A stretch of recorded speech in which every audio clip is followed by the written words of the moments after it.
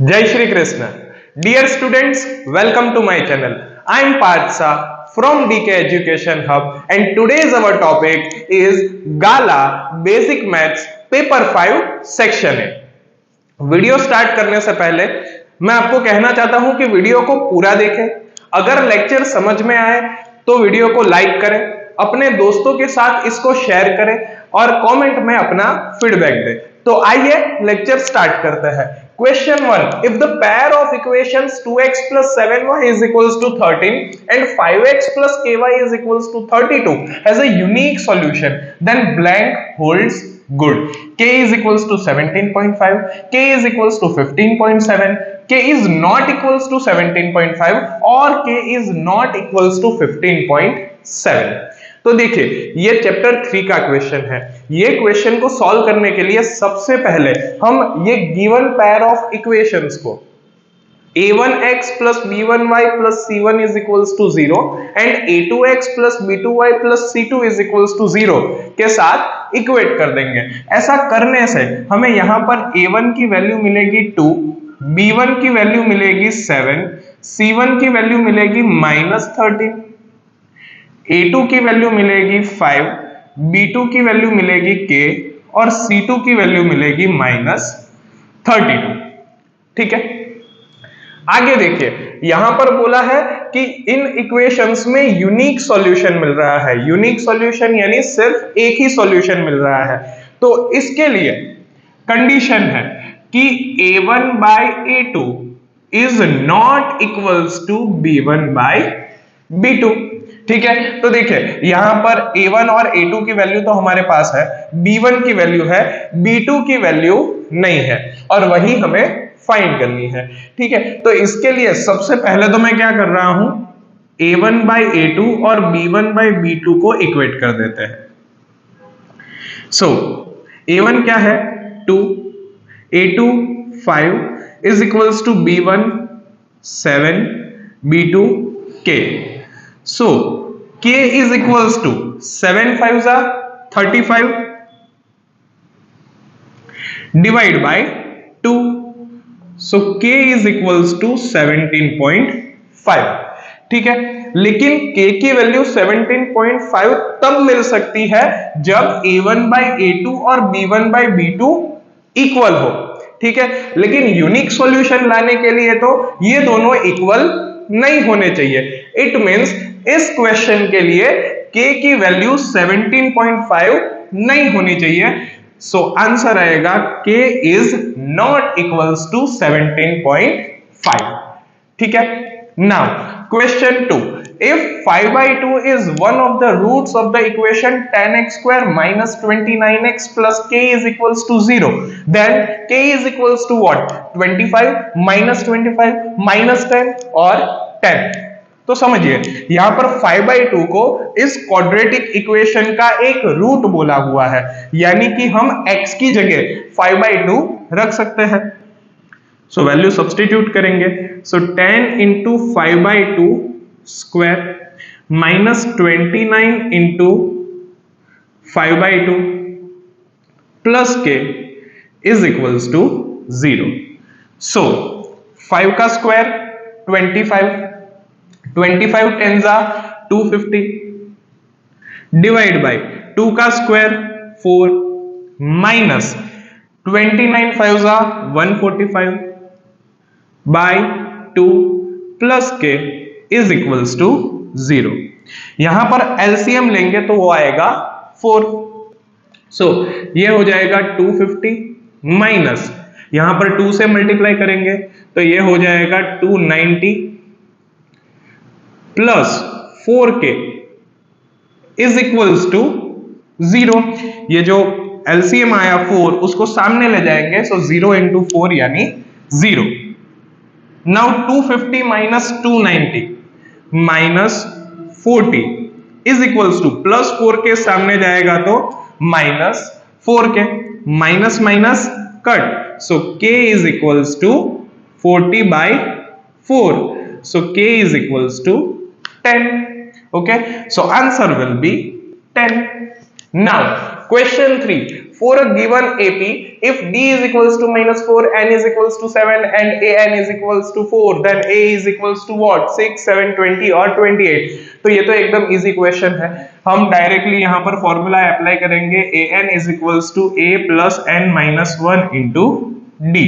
AN है 4, A find करना है, N है 7, 7 minus 1 यानी 6 मल्टीप्लाई बाय D की वैल्यू है -4।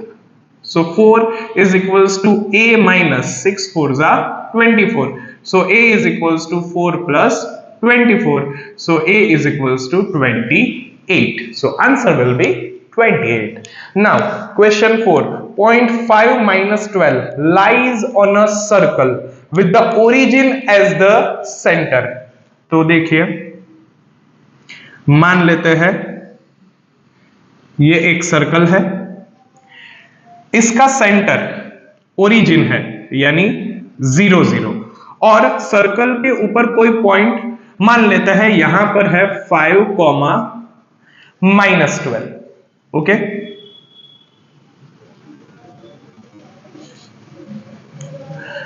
आगे का क्वेश्चन पढ़ते हैं। Then the radius of that circle is blank units -7, 7, 13 और 10। तो समझिए, सर्कल का सेंटर और सर्कल के ऊपर कोई भी पॉइंट, उसके बीच का डिस्टेंस, उसको हम क्या बोल देते हैं? रेडियस। तो यहां पर रेडियस फाइंड करने के लिए हमें क्या करना पड़ेगा? डिस्टेंस फॉर्मूला लगाना पड़ेगा। ओके, सो डिस्टेंस फॉर्मूला क्या कहता है? D is equals to √ x1 minus x2 whole square plus y1 minus y2 whole square. ठीक है, मान लेते हैं x1 y1 है 0 0 और x2 y2 है 5, -12। सो ये वैल्यू इसके अंदर सब्स्टिट्यूट कर देंगे, 0 minus 5 whole square plus 0 minus minus plus 12 whole square. Okay, so is equals to √-5 का स्क्वायर 25 प्लस 12 का square 144, so is equals to √169, और इसका स्क्वायर रूट क्या निकलेगा? 13। Okay, so answer will be 13। Now question 5, cos raised to 4 theta minus sin raised to 4 theta is equals to what? 1, 0, cos square theta minus sin square theta और cos square theta plus sin square theta। तो देखिए, ये जो question है cos raised to 4 theta minus sin raised to 4 theta, इसके अंदर मैं क्या कर रहा हूं? cos raised to 4 theta को लिख रहा हूं cos square theta का square minus sin square theta का स्क्वायर। ओके, सो यहां पर पोलिनोमियल की आइडेंटिटी लगेगी x² माइनस y²। वो क्या होता है? x² plus y², x² minus y²। सो cos square theta plus sin square theta into cos square theta minus sin square theta। अभी हमारे पास ट्रिग्नोमेट्री की आइडेंटिटी है कि cos square theta plus sin square theta क्या होता है? 1 into cos square theta minus sin square theta as it is. So answer will be cos square theta minus sin square theta. Okay, so इतना note down कर लीजिए, फिर और आगे बढ़ते हैं। Now question 6, for some given data, if z plus x bar is equals to 98 and z minus x bar is equals to 12, then m is equals to what? By the interrelationship of mean, median and mode 55, 43, 47 और 45। तो देखिए, यहां पर m यानी कि हमें median की value find करनी है। वो वैल्यू फाइंड करने के लिए सबसे पहले हमारे पास मोड और मीन की वैल्यू भी होनी चाहिए। वो वैल्यू डायरेक्टली गिवन नहीं है, यहां पर हमें दो इक्वेशन दिए हुए हैं, तो पहले एलिमिनेशन मेथड से उसको सॉल्व करके हम मीन और मोड फाइंड करेंगे, फिर इंटर रिलेशनशिप का यूज करके मीडियन की वैल्यू फाइंड करेंगे। ठीक है, सो यहां पर गिवन है z plus x bar is equals to 98 and z minus x bar is equals to 12। So x bar cut, 2z is equals to 98 plus 12, 110. So z is equals to 55. ठीक है, ये value हम equation 1 के अंदर substitute कर दे तो x बार मिल जाएगा। तो इक्वेशन बन जाएगा 55 plus x bar is equals to 98. So x bar is equals to 98 minus 55. 98 minus 55, so ये हो जाएगा 43. Okay, now relationship between mean, median and mode, ये क्या होती है? 3m is equals to z plus 2x bar. So 3m is equals to z क्या है? 55 plus 2 into x bar यानी 43. So is equals to 55 plus 43 टू जा 86. इन दोनों का समेशन करेंगे तो ये आ जाएगा 141. लेकिन ये वैल्यू किसकी मिल रही है? 3m की. So m is equals to 141 by 3. So 3 4 जा 12, 3 7 जा 21. सो मीडियन की वैल्यू हमें क्या मिलेगी? 47. Okay, now question 7. If HCF of 65 and 170 is equals to 3k minus 2, then k is what? 5, 4 और 3. ओके, यहां पर हमें दिया हुआ है HCF of 65 and 117 is equals to 3k minus 2. तो बच्चों समझिए, 65 जो है उसके फैक्टर होते हैं 13 and 5 and 117 इसके फैक्टर्स होंगे 13 into 3 into 3. ओके, सो इन दोनों में हाईएस्ट कॉमन फैक्टर क्या होगा? 13. सो हम ऐसा लिख सकते हैं 13 is equals to 3k minus 2. So 3k is equals to 13 plus 2, 15. So k is equals to 15 by 3, 5. So answer will be 5. Okay, now question 8. If the product of the zeros of the polynomial p of x is equals to 6x square minus x plus k is minus 1 by 3, then k is equals to what? 2, minus 2 और 6. तो सबसे पहले तो हम इस quadratic equation को standard form of quadratic equation ax square plus bx plus c के साथ इक्वेट कर देंगे. सो हमें a मिलेगा 6, b मिलेगा -1 और c मिलेगा k. ठीक है, दूसरा क्या दिया हुआ है? Product of the zeros. Okay, let the zeros of quadratic equation be alpha and beta. So उसका प्रोडक्ट यानी हम क्या लिख सकते हैं? Alpha beta. इसका फॉर्मूला हमारे पास क्या है? c by a. Now product is given what? -1 by 3 is equals to c k and a की वैल्यू है 6. So k is equals to -6 by 3. 3 2s are 6. So answer will be -2. Okay. Now question 9. In a 80-mark test of mathematics, the probability of Raina scoring 80 out of 80 marks is what? 1 by 80, 1 और 1 by 81. तो देखिए 80 marks की maths की test है, राइना को 80 out of 80 लाने हैं, तो उसकी प्रोबेबिलिटी कितनी? सो देखो, number of favourable outcomes. So 80 out of 80 यानी ऐसा तो एक ही बार हो सकता है. ठीक है, now total number of outcomes.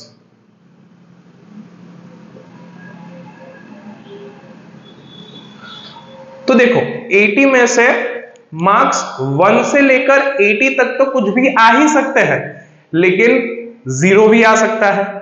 ठीक है, वैसे भी मैथमेटिक्स है, बच्चे तो ऐसा ही बोलते हैं रिजल्ट तो सिर्फ नाम से बदनाम है, तकलीफ तो मैथमेटिक्स देता है. Jokes apart, so total number of outcomes 1 to 80 यानी 80 तो है ही, प्लस 0 यानी एक और आउटकम है. सो टोटल आउटकम्स हो जाएंगे 81. सो प्रोबेबिलिटी ऑफ इवेंट, इसका फॉर्मूला क्या है? Number of favourable outcomes divide by total number of outcomes. So answer आएगा 1 by 81. Okay, now question 10. tan square theta minus sec square theta is what? 0, 1 और -1। देखिए हमारे पास directly tan square theta minus sec square theta की कोई value नहीं है, लेकिन हम जानते हैं ना कि sec square theta minus tan square theta क्या होता है, 1। दोनों साइड माइनस से मल्टीप्लाई कर देते हैं। सो माइनस से मल्टीप्लाई करने पर जो प्लस है वो माइनस हो जाएगा और जो माइनस है वो प्लस हो जाएगा। So tan square theta minus sec square theta is equals to क्या आ जाएगा, -1। So answer will be -1। तो आप इतना नोट डाउन कर लीजिए, फिर और आगे बढ़ते हैं। Now question 11, point P lies in the exterior of a circle with centre O। तो यहां पर हम एक सर्कल बनाएंगे,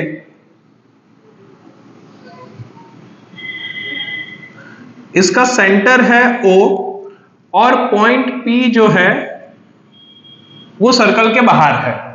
tangents PA and PB drawn from point P are inclined to each other at 58 degree. तो मान लेते हैं ये सर्कल पर का कोई पॉइंट A है और ये पॉइंट B है।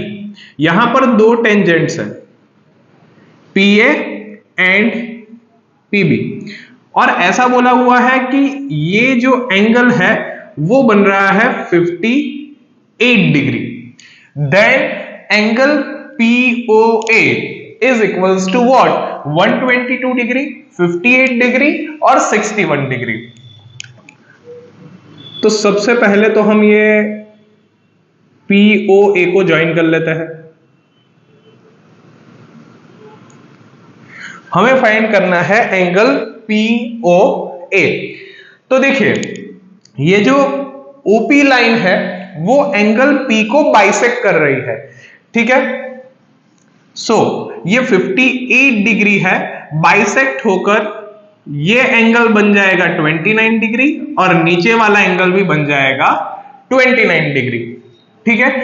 अभी OA इसे हम क्या बोलेंगे, रेडियस ऑफ अ सर्कल, क्योंकि ये सर्कल का सेंटर है और A सर्कल पर का कोई पॉइंट है, उसके बीच का डिस्टेंस उसको हम बोलते हैं radius.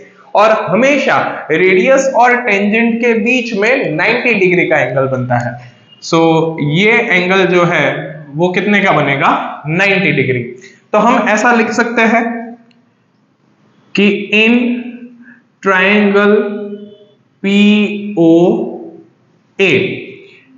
Angle APO plus angle POA plus angle OAP is equals to 180 degree.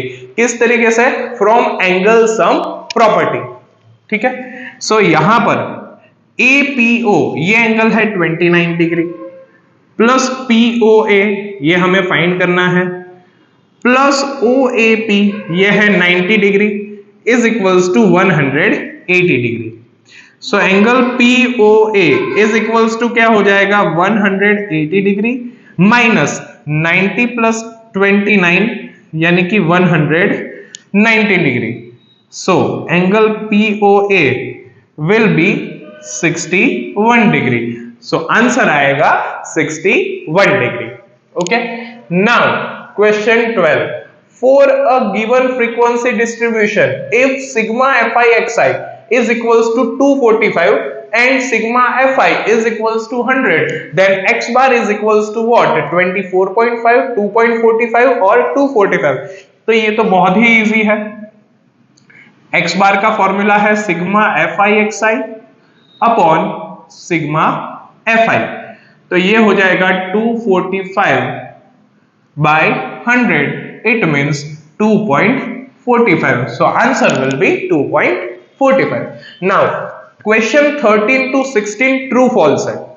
Question 13, the LCM of 35 and 42 is 35 multiplied by 42। तो LCM के लिए एक चीज समझिए कि अगर गिवन नंबर्स प्राइम नंबर्स है तो उसका एलसीएम दोनों नंबर के प्रोडक्ट के बराबर होता है, लेकिन 35 और 42 ये तो कंपोजिट नंबर्स है तो उसका एलसीएम कभी भी उसके प्रोडक्ट के बराबर नहीं हो सकता। सो ये आएगा फॉल्स।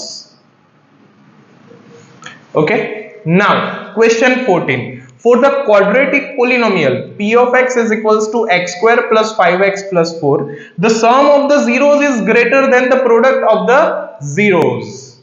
तो ये जो क्वाड्रेटिक पोलिनोमियल है x square plus 5x plus 4, उसको standard form of quadratic polynomial ax square plus bx plus c के साथ अगर इक्वेट करे तो a की वैल्यू मिलेगी 1, b की वैल्यू मिलेगी 5 और c की वैल्यू मिलेगी 4।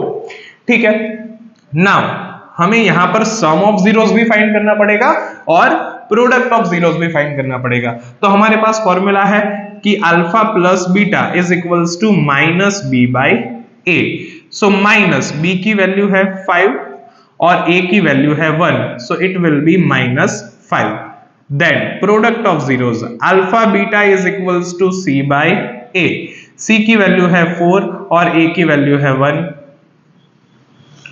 सो ये आएगा 4। अभी कंडीशन क्या दी है कि the sum of the zeros is greater than the product of the zeros. गलत है क्योंकि सम मिल रहा है -4 और प्रोडक्ट मिल रहा है 4, तो ये क्या आ जाएगा, false. Okay, now question 15, the pair of linear equations 5x minus 15y is equals to 8 and 3x minus 9y is equals to 24 by 5 has infinitely many solutions। Okay, तो infinitely many solutions, इसके लिए condition क्या होती है, a1 by a2 is equals to b1 by b2 is equals to c1 by c2। तो हमें ये तीनों फाइंड करके चेक करना होगा कि क्या ये तीनों इक्वल हो रहे हैं कि नहीं। ऐसा करने के लिए ये दोनों इक्वेशंस को सबसे पहले हम a1x plus b1y plus c1 is equals to 0 and a2x plus b2y plus c2 is equals to 0 के साथ इक्वेट करेंगे।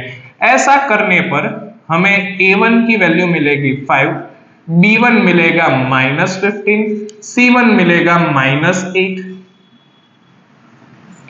a2 मिलेगा 3, b2 मिलेगा -9 और c2 मिलेगा -24 by 5। सबसे पहले फाइंड करते हैं a1 by a2, तो ये मिल रहा है 5 by 3। उसके बाद फाइंड कर रहे हैं b1 by b2, -15 by -9, minus minus cut. Now 3 3s are 9 and 5 3s are 15, तो ये भी मिल रहा है 5 by 3। Now c1 by c2 find कर रहे हैं, सो -8 upon -24 by 5, minus minus cut, 8 3s are 24, 5 जो है डिनोमिनेटर का डिनोमिनेटर है ऊपर चला जाएगा, सो ये हो जाएगा 5 by 3। तो देखिए a1 by a2, b1 by b2 और c1 by c2 की वैल्यू कैसी आ रही है, सेम। इट मींस यहां पर इनफाइनाइटली मैनी सॉल्यूशंस मिलेंगे, सो इसका आंसर होगा true. Okay, now question 16, if p of a is equals to 3 by 4 then p of a bar is equals to 4 by 3। तो देखिए हमारे पास फॉर्मूला है कि p of a plus p of a bar is equals to 1, p of a 3 by 4 plus p of a bar as it is equals to 1, so p of a bar will be 1 minus 3 by 4, so LCM लेंगे, so p of a bar मिलेगा 4 1 4 minus 3 1 by 4, यहां पर क्या दिया है 4 by 3, so इसका answer क्या आएगा, फॉल्स।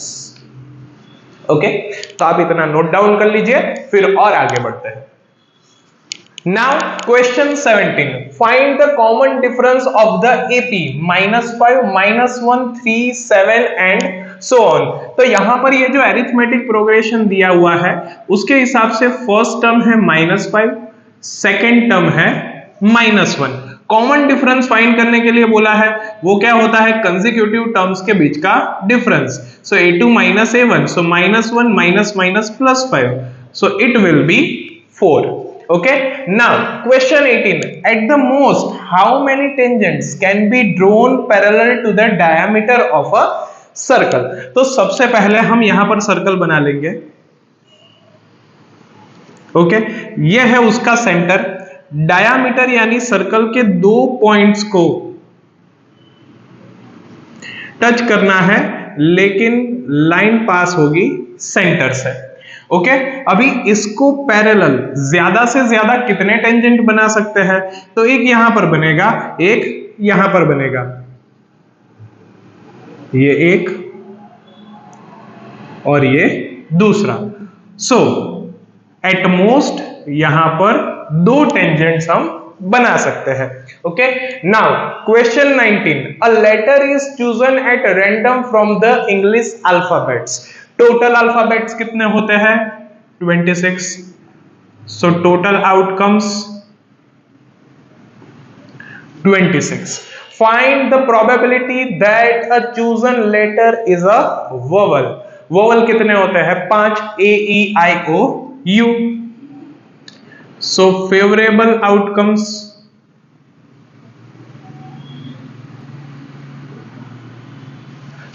ये कितने होंगे? 5.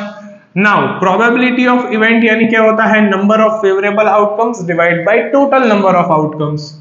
सो answer will B 5/26. Okay, now question 20, if the median of the observations 8, 12, 17, x, 25, 28 is 20, find x. तो देखो बच्चों, यहां पर ऑलरेडी ऑब्जर्वेशंस असेंडिंग ऑर्डर में है। ओके, नहीं होते तो हमें सबसे पहले इसको असेंडिंग ऑर्डर में रखना पड़ता। ओके, मीडियन गिवन है, यहां पर ऑब्जर्वेशन कितने हैं? टोटल 6, यानी कि इवन नंबर ऑफ ऑब्जर्वेशन है। तो यहां पर मीडियन का फॉर्मूला क्या हो जाता है? n/2th observation plus n/2 plus 1th observation divide by 2। तो टोटल 6 ऑब्जर्वेशन है, so 6/2 third observation plus 6/2 plus 1 3 plus 1 fourth observation divide by 2। Third observation यहां पर क्या है? 17 plus fourth observation x by 2, और मीडियन हमें कितना दिया हुआ है? 20। नाउ 22 जा 40 is equals to 17 plus x। So x क्या हो जाएगा? 40 माइनस 17 यानी कि 23। Okay, now match the following. Question 21, lateral surface area of a cuboid, और यहां पर ये ऑप्शंस दिए हुए हैं। तो यहां पर आप देखोगे कि अभी तक के पेपर्स में जितने भी फॉर्मूलाज थे वो डायरेक्टली गिवन थे, यहां पर थोड़ा ट्विस्ट करके दिया हुआ है। कोई बात नहीं, lateral surface area of a cuboid ये क्या होता है? 2 into LH प्लस BH। इसमें से हम H कॉमन निकाल लेते हैं, तो ये क्या बचेगा? 2 into L plus B। Okay, 2 into length plus breadth, ये क्या है? Perimeter of rectangle. तो यहां पर क्यूबॉइड दिया है, क्यूबॉइड का बेस क्या होता है? रेक्टेंगल। तो यहां पर देखो, पहला ऑप्शन है perimeter of base multiply by height, तो यहां पर हो रहा है perimeter of base multiply by height. So इसका आंसर आएगा A, perimeter of base multiply by height. Now question 22, volume of a cone. समझिए, वॉल्यूम ऑफ अ कोन ये क्या होता है? 1/3 पाई r स्क्वायर h। तो देखिए option C 1/3 multiply by area of base. Cone का बेस क्या होता है? सर्कल, और उसका एरिया क्या होता है? पाई r स्क्वायर, ये रहा, multiply by height, so h। So इसका आंसर क्या आएगा? C. Okay, now question 23, sector. अभी यहां पर डेफिनेशंस दी हुई है, इसमें से कौन सी डेफिनेशन सेक्टर की है वो समझते हैं। तो देखिए, ये सर्कल है, ये सेंटर है,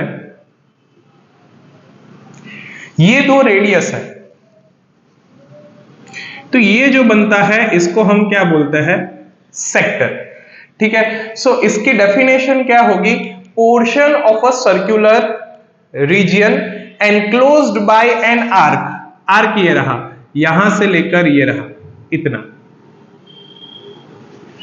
enclosed by an arc and two radius, ये है, ये पहली रेडियस और ये दूसरी रेडियस। सो इसका आंसर क्या आएगा? ए। ठीक है, नाउ सेगमेंट, तो सेगमेंट समझते हैं।